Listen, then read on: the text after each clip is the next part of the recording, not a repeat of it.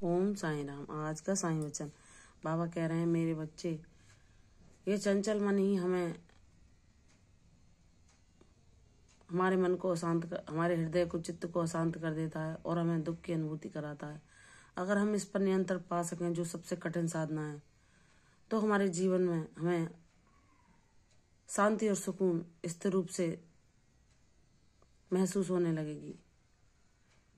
क्योंकि मेरे बच्चे, यह चंचल मन ही हमें भौतिक वस्तुओं के प्रति आकर्षण पैदा करके हमारे चित्त को अशांत कर देता है। और हमारे मन में यह मन एक भोले बालक की भांति जो किसी भी खिलौने को पाने के लिए दौड़ पड़ता है, उसी तरह हमें किसी भी चीज में लगाकर हमारे चित्त की शांति को भंग कर देता है और हमें अशांति दिलाता है। तो इसे नियंत्रण करने का सिर्फ एक ही उपाय है, वह है त्याग करना, वह है दान करना। अगर हम उन व्यक्तियों के प्रति जिनके प्रति हम आकर्षण महसूस करते हैं, उनको हम दूसरों को देना सीखें।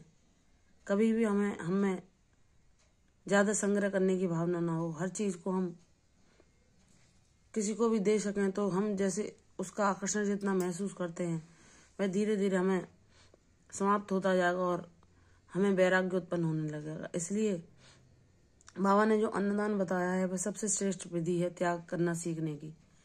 जब हम अपने लिए भोजन पकाते हैं, उसमें से हम कुछ भाग जीव जंतुओं के लिए, पशु पक्षियों के लिए दान करें या किसी जरूरतमंद को दें जो भूखा है, प्यासा है, तो यही सच्चा त्याग है। यही बाबा सिखाते हैं, यही बाबा की पूजा है कि अगर तुमने किसी भी प्राणी को सुख पहुंचाया अन्नदान के द्वारा या उसकी सहायता करके या उसे दो प्यार के मीठे बोल बोलकर, तो तुमने सच्चे अर्थों में मेरी पूजा कर ली। मैं तुमसे प्रसन्न हो जाऊंगा, मैं सदैव तुम्हारे साथ रहूंगा।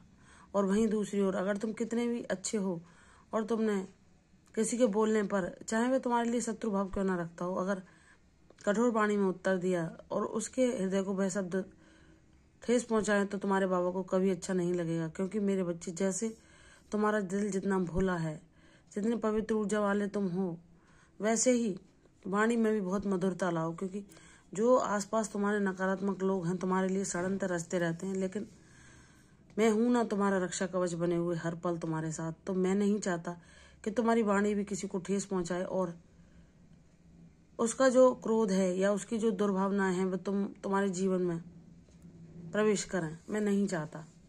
मैं तुम्हारे जीवन को शांति, सुकून, सौभाग्य से भरा हुआ देखना चाहता हूँ।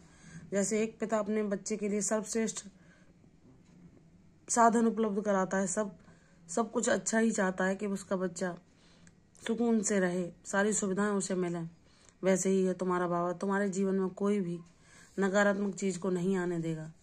इसलिए मेरे बच्चे, मेरे आदेशों का पालन करो, अपने स्वरों को थोड़ा मधुर बनाओ।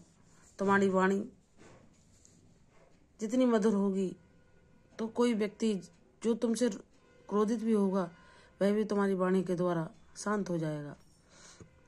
इसका प्रयास करो। और अपने मन को नियंत्रण करने के लिए ध्यान का ज़्यादा समय नहीं तो 2 पल के लिए ही, 2 क्षण के लिए ही तुम अपने आंखें बंद कर कर मन को शांत करके, उसमें विचार आ रहे हैं, जा रहे हैं, उनको जाने दो। ओम का उच्चारण करो। ओम का उच्चारण मात्र से ही तुम उस ईश्वरीय अनुभूति को अपने जीवन में, उस ऊर्जा को महसूस कर पाते हो जो ईश्वर की ऊर्जा है। जो शांति, सुकून तुम्हें ईश्वर के साथ ध्यान में मिलता है, वह किसी भी वस्तु से या किसी भी साधन से मिल ही नहीं सकता। इसलिए मेरे बच्चे, तुम्हारे जीवन में जो कठिन समय तुमने झेला है, वह सिर्फ तुम्हारे प्रारब्धों के कारण था, जो तुम्हें पता ही नहीं कि तुमने कब वह कर्म किए थे। लेकिन तुम जब मेरे विशेष प्रिय बच्चे हो, मैंने तुम्हें जोड़ा, अपना कृपा पत्र बनाया, तो पहले मैंने तुम्हारे उन कर्मों को नष्ट किया जो तुम्हें दुख और कष्ट प्रदान करते। अब और तुम्हें उन सत्कर्मों की राह पर चला दिया, जहां सुकून और शांति ही तुम्हारा स्थायी साथी बनेगी। अब मैंने तुम्हारे सारे कर्मों को भस्म कर दिया है। सबको तुम भोग कर अपने प्रारब्ध से मुक्त हो चुके हो। अब तुम्हारे जीवन में तुम्हारे सुनहरा अध्याय प्रारंभ होगा, जो शांति, सुकून, सौभाग्य, अपरिमित उत्साह, उमंगों से भरा होगा, जो तुम्हारे जीवन में एक नई तरंग लाएगा जीवन जीने की। तो वही खुशी जो तुमने बचपन में महसूस की थी, वही उमंग, वही शांति, सुकून फिर से अपने जीवन में एहसास कर पाओगे। तुम्हारा बाबा तुम्हें वह देगा जो अनुपम है, जिसके तुम काबिल हो, और तुम जान जाओगे कि तुम्हारा बाबा क्या कर सकता है। अगर तुम्हारे जीवन में मेरे आशीर्वादों के आने में समय लगा तो उसके लिए भी तुम मुझे धन्यवाद करोगे, क्योंकि जब तुम उसके पीछे का कारण जान जाओगे कि मैं तुम्हें कैसा बनाना चाहता था, किस मार्ग पर चलाना चाहता था, और तुम्हें क्या ज्ञान कराना चाहता था, तो तुम मेरा आभार अपनी वाणी द्वारा अवश्य प्रकट करोगे। बाबा तो ऐसे पिता हैं जो अपने बच्चों को कष्ट में देख ही नहीं सकते और उसे ज्ञान का वह मार्ग सुझाते हैं जहां पर हम आने वाले जीवन में भी कष्टों से दूर होते चले जाते हैं, जहां परमानंद की प्राप्ति हम कर पाते हैं। और सच्चा सुख क्या है,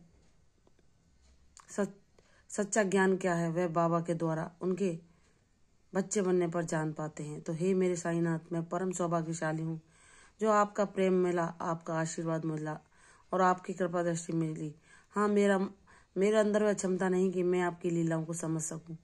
अगर प्रारब्धों को भोगते समय मैं जब अपनी परिस्थिति को देखकर कभी कभी व्याकुल हो जाता हूँ, तो आपसे कहने लगता हूँ कि आप तो इस ब्रह्मांड के राजाधिराज हैं, तो क्या आप मेरी परिस्थितियों को सही नहीं कर सकते? तब मैं ही तुम्हें ये ज्ञान देता हूँ कि मेरे बच्चे, अपने कर्म सबको ही भोगने पड़ते हैं और उनसे भोग कर ही मुक्त हुआ जा सकता है। अब तुम सब कुछ भोग चुके हो, तुम्हारा पिता तुम्हारे लिए वह करेगा जो तुम्हारी कल्पना से परे होगा और अद्भुत होगा, तुम्हें शांति, सुकून और खुशियां प्रदान करेगा। प्रसन्न रहो, तुम्हारे जीवन में खुशियां दस्तक देने वाली हैं। आयुष्मान भाव, दीर्घायु भाव। कल फिर आऊंगी साईं वचन के साथ, तब तक के लिए ओम साई राम।